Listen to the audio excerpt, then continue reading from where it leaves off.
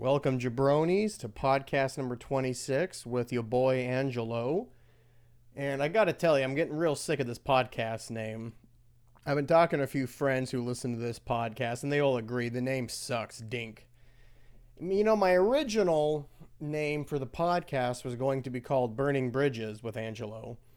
And I envisioned the photo of me on the podcast until I got live video was just going to be me in front of like the Golden Gate Bridge or just a famous bridge, and it was going to be me standing there as it is like exploding in the background or something, or like a shark is coming up from the water underneath the Golden Gate Bridge in San Francisco, and I'm like the jaws coming up. You know, I had all these ideas, but I talked myself out of the burning bridges idea because I thought I'm not going to be making people upset and burning bridges every single episode. You know, some episodes I'm going to complain, other episodes I'm going to talk about other things. So I didn't feel like it fit the overall theme. But then I've quickly come to realize there is no theme of this podcast whatsoever. So I think Burning Bridges would have been a decent name. I was surprised it was available. I did some research and I couldn't find any podcast on any platform with that name. But I decided to go with anyways, or anyway. I don't even know the fucking name of my own podcast. Anyway, here's my podcast, thinking it was kind of funny. But now I'm not so sure. So I'm still thinking of bringing back Burning Bridges. I thought of the Oso Grosso podcast because Oso Grosso has kind of been my nickname. It's in my email. It's been my login for a lot of shit. So, and it kind of is a fun word, Oso Grosso. And I don't know. I'm still working on it. But yeah, have any ideas, shoot 'em my way. This evening, I am smoking a J. I think this is wedding cake. And I'm drinking a glass of red wine, Bordeaux. But, okay, funny thing about this wine. I'm a dumbass. I don't know anything about anything regarding that TV show Downton Abbey. I know the name. I think I know the general plot. But I don't know anything. So, one of my favorite places to go shopping and spend way too much money is World Market, Cost Plus, whatever that shit's called. Back before quarantine, I swear I was there once every week, once every 2 weeks. The one at the Landing, they just knew me by name. And they have a decent wine selection. Not great. It's not Bevmo or Wine World or anything like that. Oh, hello, terrorist LaFonda. You're back for more, huh? You just can't let me do this in peace. Come here. Just get on my lap and get it over with. Just don't knock over the wine, bitch. But, you know, I'm also cheap sometimes. And I went to the clearance section because sometimes I get decent wine there on clearance. And they had a Bordeaux. I was like, holy shit, this is good. It was under $15. And I thought, this is a steal. I think, what the hell is the name of this? And I look and it says Downton Abbey. And my dumbass is like, oh, that must be the name of the winery. So my dumbass goes on Google, types in Downton Abbey Winery, and of course it's, you know, from the fucking TV show. I was like, oh my god, I bought Downton Abbey wine that God only, maybe it didn't sell, maybe it's spoiled, maybe I'm drinking shit wine, but I enjoy it. I don't think I have a peak wine palate. But I'd say it's above average. I can tell when wine's spoiled, or I can tell the first couple notes of a wine. Because you know how there's sometimes a list of notes you get from a wine? Oh, has hints of vanilla, chocolate, blackberry, and honey. And it came from a wooden barrel that had a little bit of sap on the outside, so it kind of has this musky flavor. You know, I can taste some of those things. I can taste. But once you start describing emotions to me about wine, oh, it tastes like you're walking on a frigid lake that's frozen over, and as that cold blue wind hits you, you just start thinking 5 years ago when you met that woman at the French cafe. You're like, motherfucker, it's just wine. So I feel like I'm above average connoisseur of wine, but this one tastes good. Is it a big deal that it's from Downton Abbey? Who the fuck knows? This wine does not make me want to watch the show.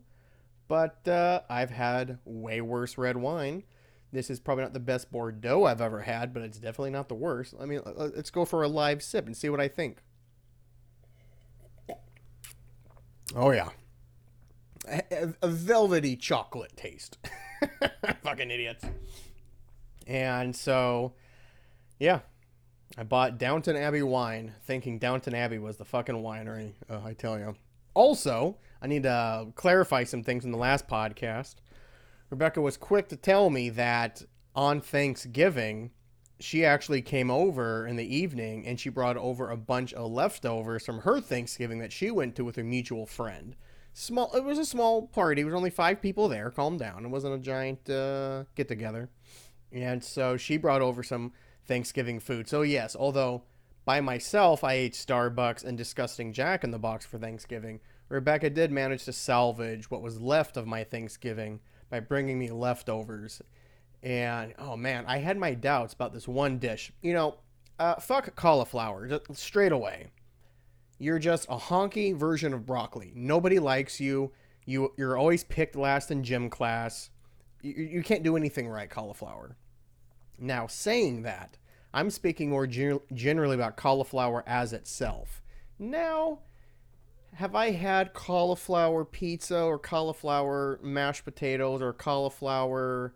I don't know. The cauliflower seems to be almost like soy. You can do anything with it. I've had a few dishes of cauliflower that were cauliflower as the base, and I did not hate it. I actually enjoyed it. But cauliflower on its own, like steamed, cut up, and there's nothing there but a little bit of seasoning, I'd rather jump out of a window. I hate cauliflower. Hate it, hate it, hate it. It's got to be up there with my most hated food. It's definitely up there in my most hated vegetables, right next to celery and cucumbers. And LaFonda, if she was a vegetable. Ugh. So there was a dish that had cauliflower, but it also had currant in it. And I'm like, what the fuck is a currant? Turns out it's a little berry. And it also had, I think, pecans or walnuts or some shit in it. And then they had like the dressing on it. And I had my doubts. Pretty good. I ate it all up. Yum, yum. Give me some. Speaking of, the mashed potatoes were good. They had smoked turkey. That was good. And, the raspberry, not raspberry, the cranberry sauce, I like a good cranberry sauce, and that wasn't it. I'm not going to talk shit, though. Great dessert that Rebecca actually made herself.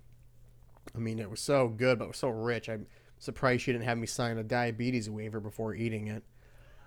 So, yes, I did manage to have a decent Thanksgiving evening, so apologies to her and the chefs of said Thanksgiving dinner. It was dankulish.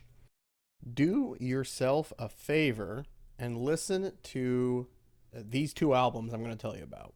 If you like good music, if you have common sense, basically if you're not a dirtbag, you will like this album. It's called Live Drugs by The War on Drugs. Now, The War on Drugs quite possibly could be my favorite band of the last 10 years. And that's saying something.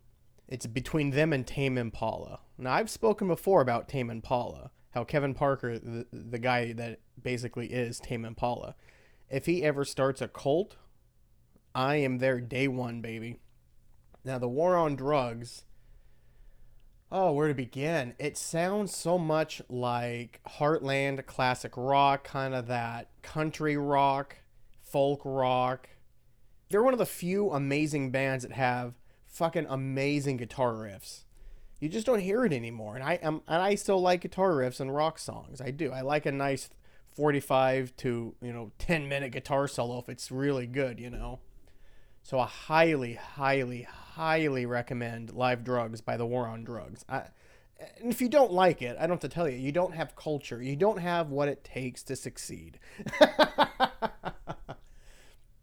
And to a lesser extent, but I would still recommend this album as a whole. I don't like the whole album, but I would say the majority of the album is pretty groovy, baby. And that's the live album by Bob Moses. What's it called? Falling into Focus. So Bob Moses is it's hard to explain. He's definitely an electronic artist. But I wouldn't say he's like dance electronic. He's more like groove, chill, electronic.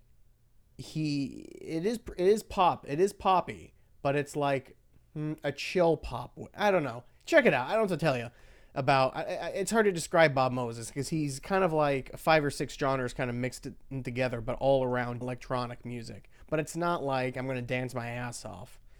I would recommend listening to Tearing Me Up and, oh, what's his other big song? All I Want. I think that's his big. I think that's the second one. All I Want, maybe. Tearing Me Up definitely is his big song. Hold Me Up. That's a good one. Oh, Heaven Only Knows. That's the one I'm talking about. Okay. So if I had to pick 2 songs off the album, Tearing Me Up and Heaven Only Knows. I'm 50-50 on Heaven Only Knows now because I am a little drunk and a little danked up from this wine. Downton Abbey, man. Makes some good wine. Bordeaux Rouge is the actual name of the wine, I guess, of the Downton Abbey line. I don't know if it means anything to you, but anyway, check out Bob Moses, check out War on Drugs if you like happy things in your life and you're not a pile of human scum. So, moving on to other things, go Hawks. I know the score said we barely beat the Eagles, but anybody who watched that game know we slaughtered them. I believe the Cardinals lost. I think did the Rams lose? I think the Rams lost to the 49ers, actually. Yeah, the 49ers actually swept the Rams this year. That's awesome. Yeah, the NFL fucked over the Denver Broncos, in my opinion, but that's what you get when you don't follow quarantine protocol and COVID rules. I'm surprised that you didn't delay the game to let a quarterback practice. Long story short, in case you don't know, the Denver Broncos, all of their quarterbacks did something wrong in terms of the COVID rules, and one quarterback contracted it, tested positive for COVID, and so to be safe, they quarantined all of the quarterbacks a couple days before they were supposed to play. And so the Denver was like, hey, NFL, we don't have a quarterback and we have a game in 2 days. Can we maybe get a delay or something? NFL said, no, it's your own fault. You made your own bed, sleep in it. And so they used the practice squad wide receiver, and they just got slaughtered. But I tell you, that franchise is going to have to get rebuilt. I mean, that quarterback, Drew Lock, looks like a bust. Speaking of, I mean, Sam Darnold of the Jets looks like a bust. Dwayne Haskins in Washington looks like a bust. I mean, some of these quarterbacks are only 2 years or 3 years old in the league, and they're already busting, you know? And honestly, I would also throw... Well, he's not a bust. He's been around a while. But you look at franchises who are going to be possibly rebuilding, you got to throw in Detroit and Atlanta. I know Matt Stafford and Matt Ryan, they're not washed up, but they're on the tail end of their careers. And both of those teams are probably in the top 7, top 8 drafting picks. So they may want to take a quarterback. New England's the same way. There's a lot of quarterback needy teams. I mean, you know the Jets are going to, they're the only winless team. So you know they're going to draft that jabroni from Clemson, Trevor Lawrence. And I think, is Justin Fields, is he the other big quarterback? And then I think, is the BYU? Is there a quarterback in BYU? It doesn't matter. There's going to be a lot of new quarterbacks next year. I think more so than usual, because you have a weird blend of obvious rebuilding teams, the Jets, the Jaguars. You could even throw in possibly the Panthers there. And I'm sure there's obvious ones. I'm blanking on them right now.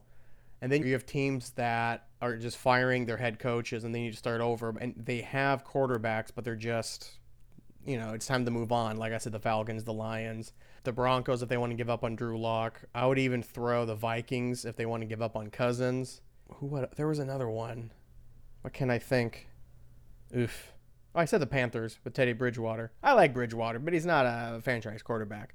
Oh, the Washington, that's right. By the way, it's really hard for me not to call them the Washington Redskins, even though I hate that name.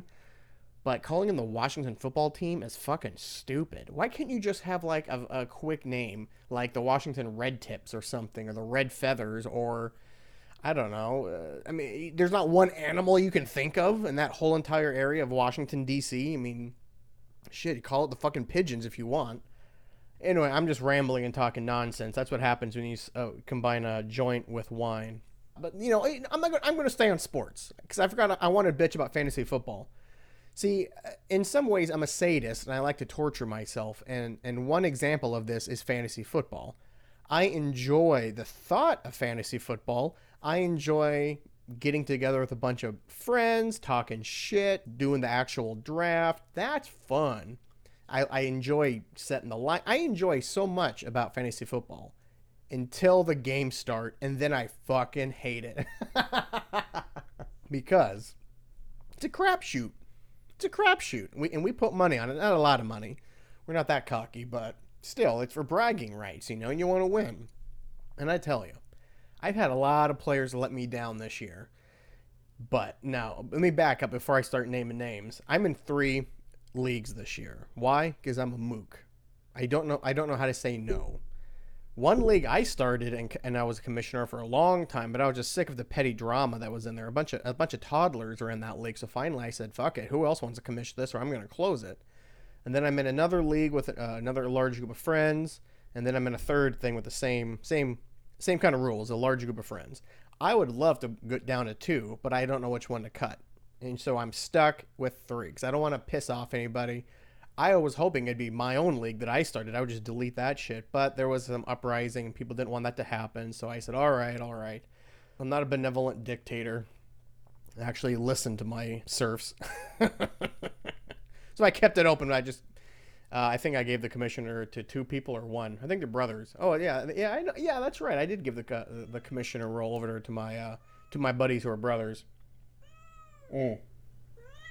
So yes. Because I'm in 3 leagues, I have a lot of players on my shit list. And at the very, very top, I would have to say Kenny Golladay of the Detroit Lions. I get it. You've been hurt all year, but go fuck yourself. How dare you get hurt? Number 2 would be Joe Mixon of Cincinnati Bengals. Same problem. Motherfucker gets hurt all the time. Number 3 is a tie between Matt Stafford and Matt Ryan. I thought for sure these 2 old timers, knowing that their end is coming near and knowing that their coaches were on the hot seat, they would have performed better. So I don't know if it's exactly their fault or if it was their head coaches who have since both been fired. I would say Deshaun Watson, but he has some good games. He had a really good game for me last week. I took some flyers on some quarterbacks this year because one league, it's a 2 quarterback league, so you kind of have to draft reasonably well the quarterbacks for that second spot. So I thought Joe Burrow, being the number 1 pick, would be good, and he was good. He was on a bad team, but now his leg is destroyed, so he may never play the same again. And then I thought Baker Mayfield, he maybe not. Here's the time for him to shine. Nope, garbage. So yeah, when you have your top 2 of your top 3 picks in one league being Golladay and Nixon shit in the bed, and then you have your quarterbacks who are, Matt Ryan and Matt Stafford are supposed to be getting me at least 20 odd points a game. I'm lucky if they get me 15 to 13 points a week. That's how bad they are. If I would have known, of course, I would have drafted Mahomes. I would have drafted Rodgers. I thought Rodgers might have been washed up.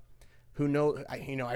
Everyone kept hearing, let Russ cook. And Russell's cooled off the last couple of weeks. He's no longer the MVP candidate. I know that pisses off some of my buddies who are Seahawks fans, but open your eyes, baby. Watch the Seahawks. He's not MVP. Watch the Chiefs. There's your MVP. Mahomes is goddamn dangerous. Rodgers is better than that. Shit, I would even put Derrick Henry and Dalvin Cook above Russell Wilson. And I'd have to look at game by game, but Tyreek Hill's having a great year, but they're never going to give the MVP to a non-quarterback. It's stupid. What else was I going to rant about? Oh, yeah. Hindsight's 2020. Fantasy football sucks. So I started off good, and now I've been shit in the bed. I think I don't have more than 4 or 5 wins in any one league, so son of a bitch. But anyway, let's move on from sports and me just bitching about things that are out of my control. Let's finish up this whole dating history because I think we're caught up now. And we're going to talk about what I've been doing since Rebecca and I broke up. It's been a couple months now, and it's a train wreck. So let's get right into it. So after a few weeks, I decided to be on these dating apps in earnest. Now, I restarted my Hinge account, the main dating app that I have been using the last couple years. But strangely enough, and I think I went over this in an earlier podcast, my account got deleted from Hinge, saying that I violated their terms and conditions, but they wouldn't tell me which ones. And so I looked it up. I couldn't figure anything out. And again, I'm a pretty open person, pretty honest. If I did something, I would own up to it. Never sent any inappropriate texts, never sent any photos that were inappropriate. I didn't try to make money off anything. I didn't misrepresent myself, and the list goes on and on and on. However, the one area that I think triggered me getting kicked off and how I'm no longer allowed on Hinge, it seems.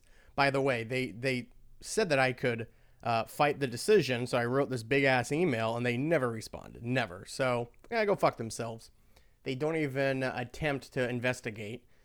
And which sucks because I was talking to, I believe, 3 or 4 women at the time of my expulsion. But let's go back. I think I know what happened. There was a lot of fake accounts on there, obviously. You have these Barbie doll looking women that are so filtered and are so cleaned up digitally. And the English in their bios is all messed up. The sentence structure, the verbiage is all messed up. Everything is overtly sexual. Like in their bios, they're talking about blowjobs and making dicks hard and blah, blah, blah, blah, blah. And it was so obvious a fake account. So in the past, what I like to do is I like to screenshot these, send them to my friends, and we make fun of them. And ever so often, I would actually respond to them. I would say, oh, this is going to be fun. Yes, I'm interested in this obvious fake prostitute's account.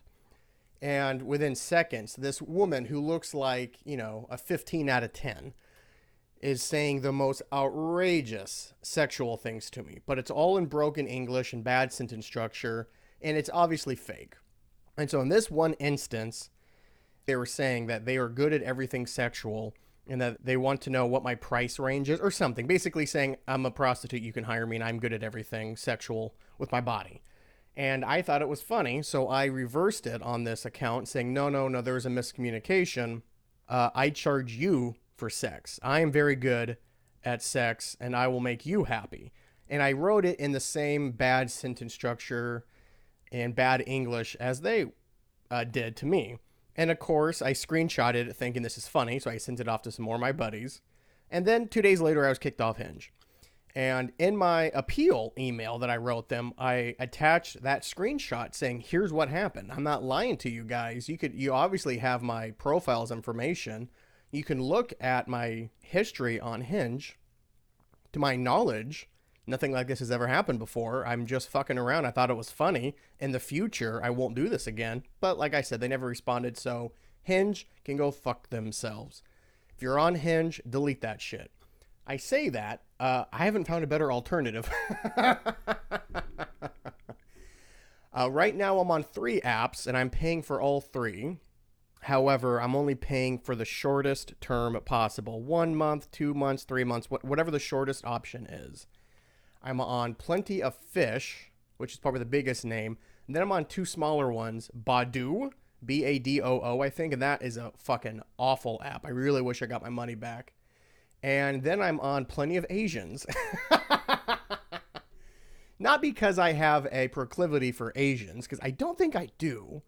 Maybe I do. I don't know. Maybe that's a whole other podcast conversation. But it seemed that on Hinge and Plenty of Fish and Badoo, I was getting a lot more Asian women interest than I were, white women, black women, Hispanic women, whatever. And so I thought, okay, well, for whatever reason, Asian women are contacting me more. Let me download a dating app specifically for them. However, this Asians-only dating app isn't local. It's international. And so I didn't know that. So when I paid for, I believe, a 3-month trial, or God, I hope it's not 3 months, within 2 or 3 hours, people, I got hit with like 15, 20 messages from these women all over the world, predominantly the Philippines, Thailand, Malaysia, Indonesia, Vietnam, the occasional Hong Kong, and China. And I'm just like, what the fuck? I was hoping I could get women in my area. I have talked to maybe 2 from my area. No, just 1. Sorry, I'm mixing up apps from this Asian site. Only 1. But everybody else has been all overseas, and I just don't want to do that again. Not at this stage in my life.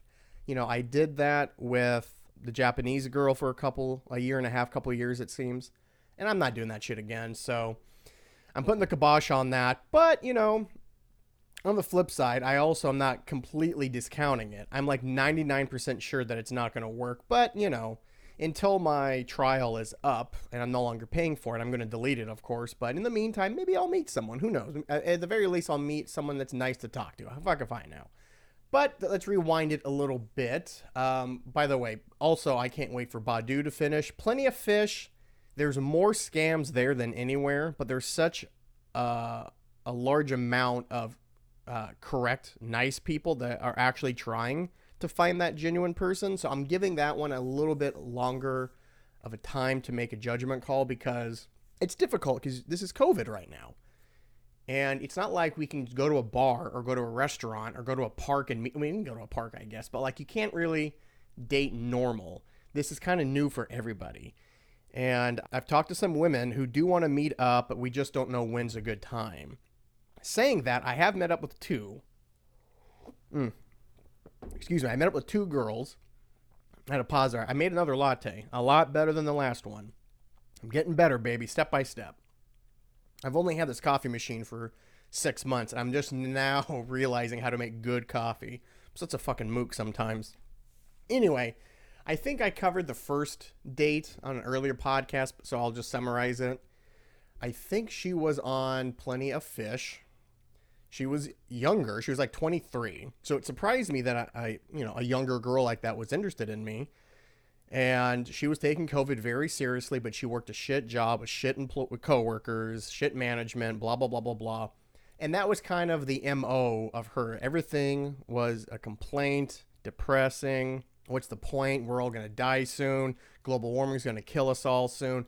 She was a very depressed and introverted Gen Zer, which, again, I have empathy for them because I can understand that. I mean, they've grown up in a time where not only do you have social media at your fingertips, and just imagine being born with cell phone technology, not even cell phones, just technology in general where it is now.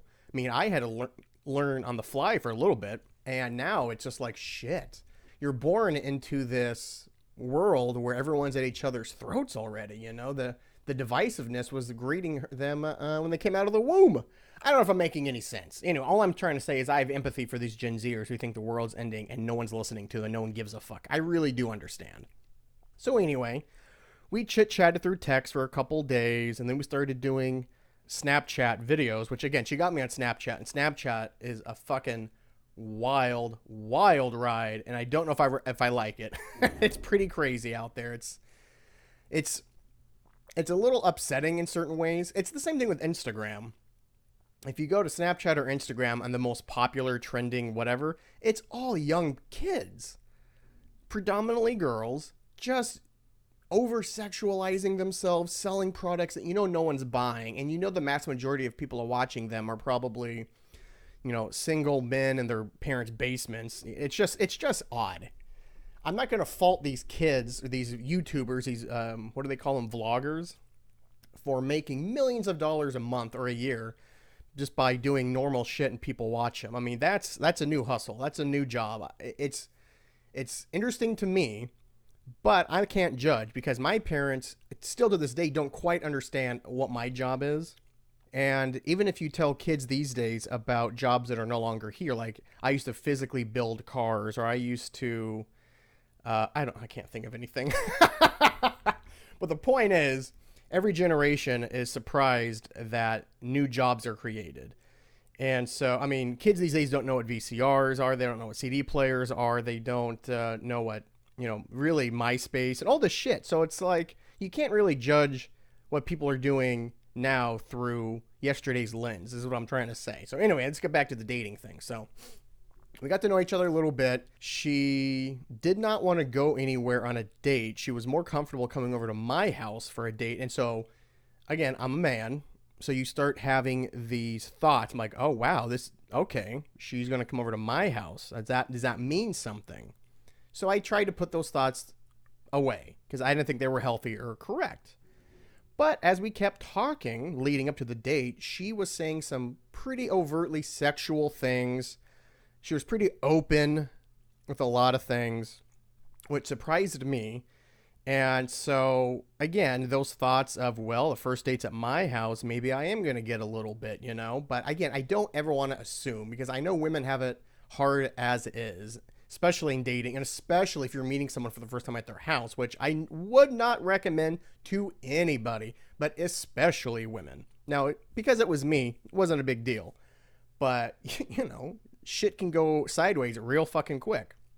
I've heard horror stories from a lot of friends telling me, all women, by the way, have told me about situations where they're like, why the fuck did I do this? Why are men such fucking animals and asshole savages?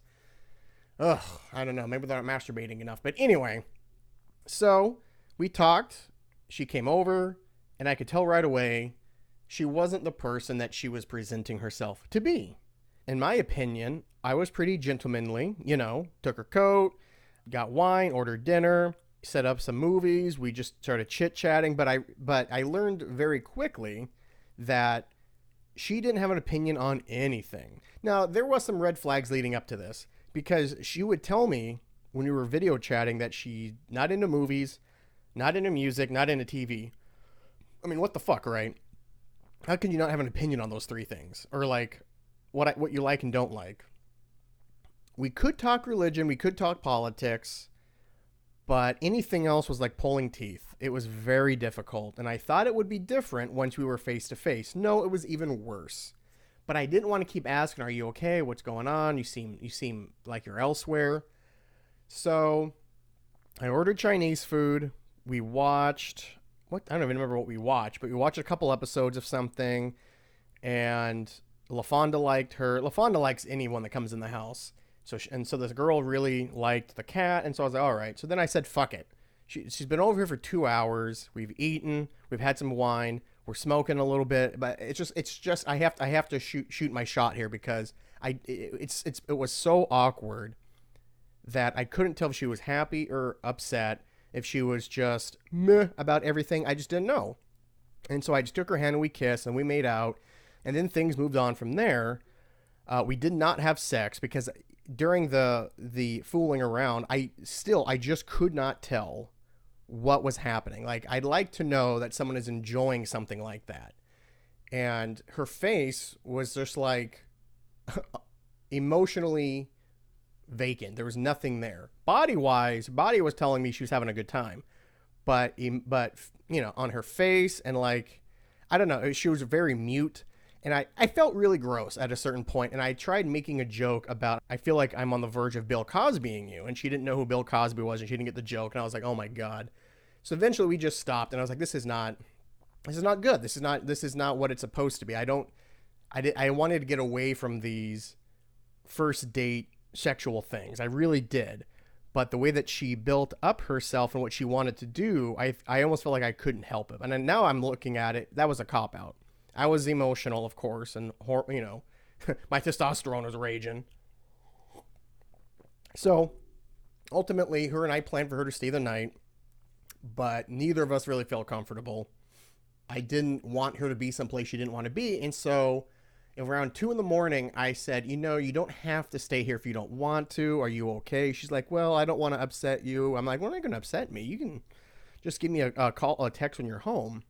And that was basically it. She packed up. We said goodbyes. We texted in the next morning. We both said, yeah, we really didn't feel any kind of connection. Nothing was really there. And that was it. We never talked really again. And so that kind of bummed me out, because I was excited to meet her in person. I was hoping that my intuition with her was wrong, but it turns out it wasn't. And so then, shortly after that, started talking to a bunch of other girls, and I met one who we really kind of had a connection over humor and comedy. Same kind of dark, macabre sense of humor. She was making murder and rape jokes to me out of nowhere, which I thought was strange that a woman was joking with a man about rape and murder. But the way that she said it, it was funny, but it also caused me pause, And so this is around Halloween now. We started our first selfies were in our Halloween costumes, and we said, fuck it, let's meet up. And this was, so this is shortly after Halloween. It literally may have been a couple days after Halloween. We decided to meet at this place on Kingley Road by the Trader Joe's because it was the only place I knew in the area that had dining in and served food that we both liked. However, that place closed at 7. I was hoping we could get there about 3 or 4 and stay for a couple hours. However, she wasn't going to get out there until 6. What's the point of going to that place if they close in an hour? And so she told me that maybe 2 hours before we were supposed to meet. And so I was scrambling trying to find a place in the area that was open. And I couldn't find shit of any quality. And so, stupid me, I remembered there was a burger place. I believe it's called The Joint or The Habit. Some trash place. But in my brain, I thought wrongly that it was kind of like a Red Robin, where you have the restaurant, you have the bar, there's takeout. You know, I thought it was that kind of setting. So I said, okay, let's just meet there. It's in the same kind of general area as the original place. However, when I got there, it was literally like a fast food place. There was no bar, there was no sit down, it was just trash. So I was texting her saying, this isn't going to work either. I'm so sorry. I'm trying to find a place. Already this date is starting off horribly. So she gets there, and she was just so pissed that she was driving all day. I spent 3 fucking hours driving today. And I'm like, well, I'm glad that you are in such a good state of mind here. And so I told her, I can't really find a place. I'm so sorry. We're sitting in a parking lot. And across the street was a Sherry's. I don't know if you guys all should know Sherry's. It's a step up from Denny's and IHOP. Ooh, I don't know. Is IHOP better than Sherry's? Denny's is definitely the lowest of the low. It's down there with the Waffle House. Now, I would argue certain IHOPs are top tier for restaurants like that. And Sherry's is kind of in the middle. Now, this latte's good. I'm going to have to make more of these. But I just thought, Sherry's is kind of a trashy place for a first date. She brought it up. I said, all right, I wouldn't mind getting breakfast for dinner because I love me some breakfast. But it became quickly apparent that although we did have the same kind of dry, witty, macabre, dark sense of humor, that was about it. We didn't have a lot else in common. Maybe the same movie or TV show every now and then, but not a lot in common. So then she goes ahead and tells me that she knows my criminal background. And I'm like, what do you mean? And I feel like I should back up here. She worked for the state. So she has the ability to look up people's criminal records, driving records, just records as a whole. And she did that. And I honestly don't blame women for doing that because, you don't know, a guy could be full of shit. He could be, a fucking pedophile or a fucking right out of jail. He could be full of shit in terms of where he lives and who he lives with. You just don't know. I feel like men are going to lie more than women. I don't know why. I feel like I'm sexist, but what are you going to do? So I was kind of taken aback. And I said, well, shit, we've been talking pretty open about things. I mean, shit, you've been making rape and murder jokes to me. And you couldn't ask me if I have a criminal record or if I've ever gotten in trouble with the law. And she's like, well, have you? And she's laughing about it. And I really thought about it. I couldn't think of anything. So I said, no, I don't think so. Oh, really? Are you sure about that? Is that your final answer? And I'm like, well, hold on. I didn't know I was like actually getting grilled by a judge. And then I remembered way back in high school, I was speeding when I lived in Issaquah and I went to court because I fought a speeding ticket. And it all came back to me. And then I said, oh yeah, there was a speeding ticket back in between high school and college, I believe. And I went to court and blah, blah, blah, blah, blah. She's like, well, that's what I was talking about. Why couldn't you remember? Why did you lie? I'm like, I didn't lie. I just didn't remember. It was so long ago. So that kind of set something weird. I'm like, okay, I get it. She has trust issues. But she also has a little bit of power at her fingers and she should use it, But again, both of us could tell that there just wasn't really much there. So we ate, we hugged, we drove home. Ironically, she only lived maybe 4 or 5 minutes away from where I live. So I was actually following her all the way home because it just so happened that's how it worked.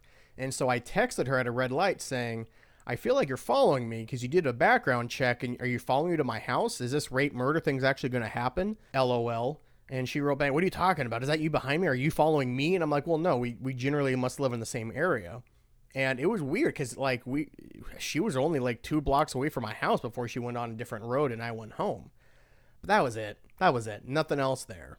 And that's kind of how it's been up to this point. Because what is it now? December 5th. And so that was early November. And since then, I've talked to, I don't know, maybe a dozen or so girls. And one I felt a very, very close connection to right away. It was reminiscent of the Philly Monster. However, I tried to not get excited about it because the Philly Monster. This girl said she lived in Auburn on Plenty of Fish. However, that's where she used to live, and now she's currently living in the Tri-Cities area, I think in Pasco. And that was a red flag. Well, why are you saying you're in Auburn and you live in Pasco? Well, I like the people's opinions and their viewpoints better in Auburn, and that's where I want to be. So that's why I want to talk and meet people over there. And I'm like, yeah, but you live in Pasco. It's like a fucking 3-hour drive. But we kept talking, and we had so much in common. I had more in common with her than any other woman that I have met on the dating app as far back as I can remember.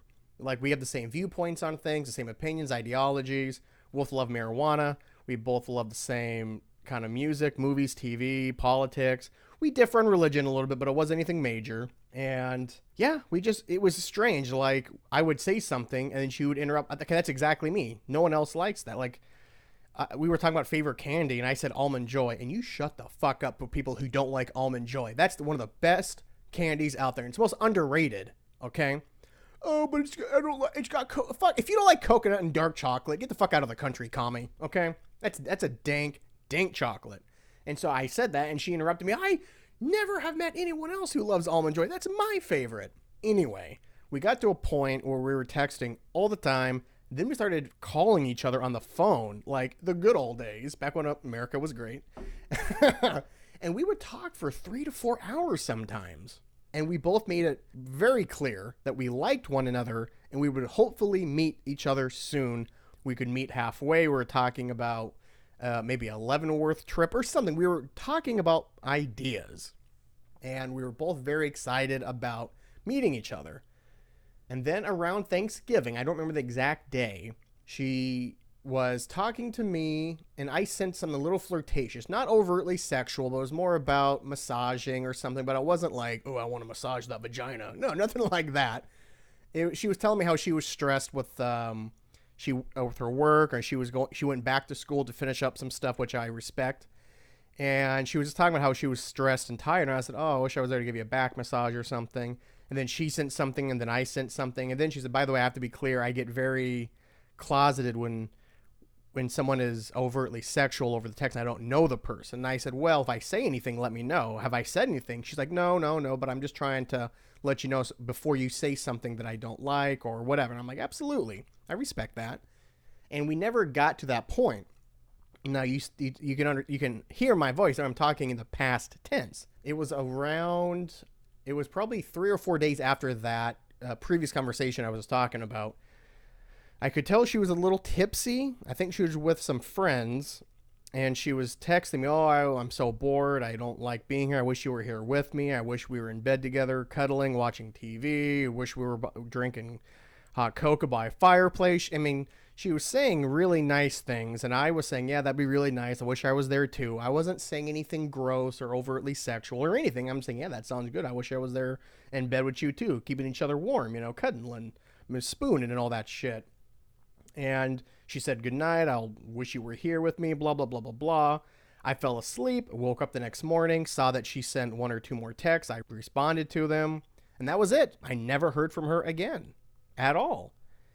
Part of me hoped that she died, and that's why I haven't heard from her. That's a little macabre, I know, but it just kind of came out of nowhere. I mean, when you're talking to someone daily for, I believe it was at least 2 to 3 weeks. No, we were talking on the phone at least for 2 to 3 weeks. So that means we were texting and talking on Plenty of Fish for about a month, maybe. I definitely was talking to her when I went out with that chick at Sherry's. But there was absolutely a connection there. We both said it. We both acknowledged it all the time. So either she was a big phony and she was just, maybe talking to me to build her own self-esteem up. I don't know. Or something has happened and she just hasn't responded in over a week and a half. I don't know. But that one kind of hurt. But like I said, I tried not making the same mistakes I did with the Philly Monster and put her on a pedestal thought, this is it. I'm not going to talk to anybody else. This is the one. All that shit. Thankfully, I didn't do that. But I'm not going to lie to y'all. I did get emotionally invested in this chick. I mean, I would say she's ghosting me because I have texted her maybe 4 times since she hasn't responded. Not every day. I don't get crazy. I'm not like, you fucking bitch, why are you just talking to me? You know, I don't get mean or angry. The first couple texts was like, hey, what's going on? I haven't heard from you. What, are you okay? What's going on? To, well, I'm not sure why you're not talking to me. I'm not going to beg, but I hope everything's okay. And the last text, you know, I can look at the last text.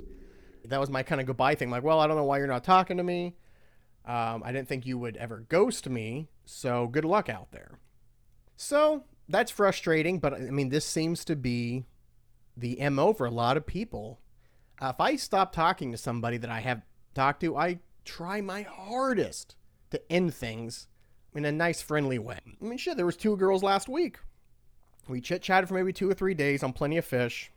We weren't really seeing eye to eye, and so I said, hey, no offense, I'm not feeling this.